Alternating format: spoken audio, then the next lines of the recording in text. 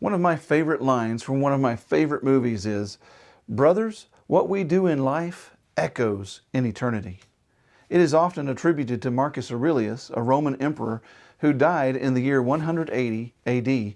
I really like that quote because I believe the truth of it is found in Scripture. Another way to say it is that we will reap in heaven what we sow here on earth.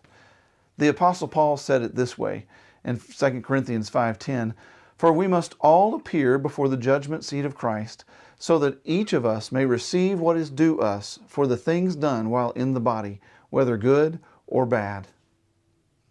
So join me today as we take a quick look at the Proverbs and see how our response to wisdom's call in this life can mean either rest and safety or disaster and abandonment in eternity.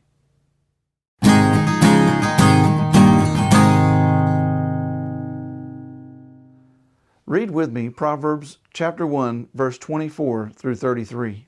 It says, "But since you refuse to listen when I call, and no one pays attention when I stretch out my hand, since you disregard all my advice and do not accept my rebuke, I in turn will laugh when disaster strikes you.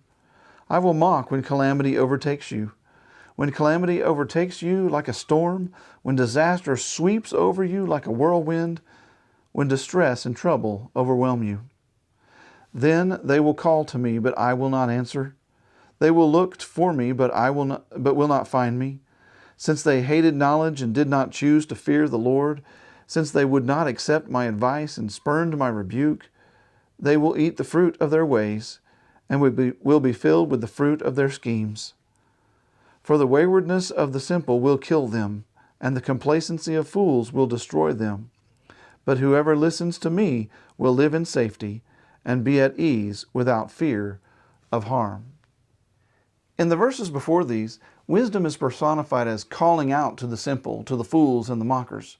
But in today's verses, we see what happens when people refuse to listen to the call of wisdom. Wisdom pleads its case. In verse 24 and 25, wisdom calls out, it stretches out its hand and offers counsel and advice.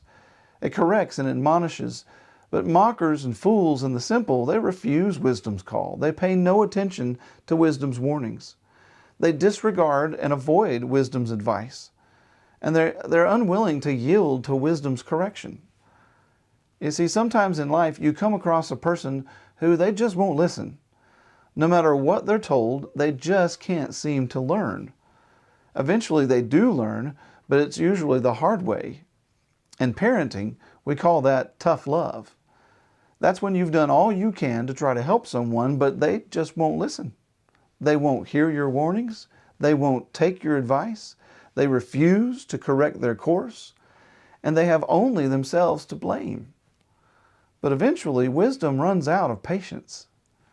When God was about to flood the earth, because wickedness had filled the earth, and because every thought of the human heart was evil all the time, God said in Genesis 6:3, "My spirit will not contend with humans forever."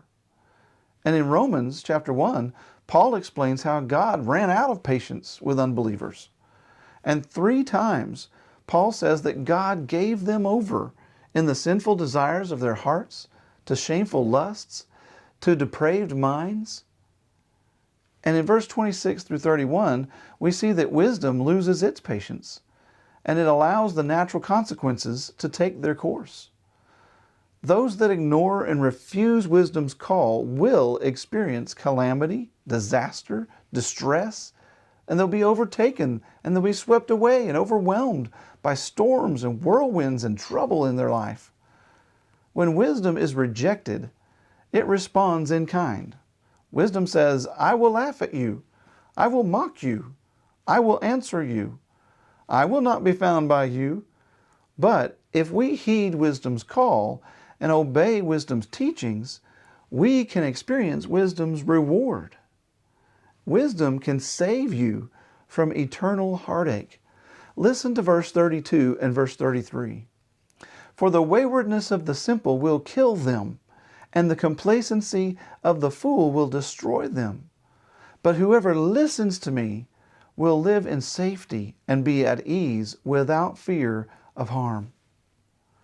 When you come to the end of each season of your life, what do you want to have to show for it? What will the fruit of your labors look like? Will it be calamity, disaster, or distress? Or will it be blessings and success and comfort? It just might depend on how well you listened to the voice and instructions of wisdom. And remember, what we do in life echoes in eternity.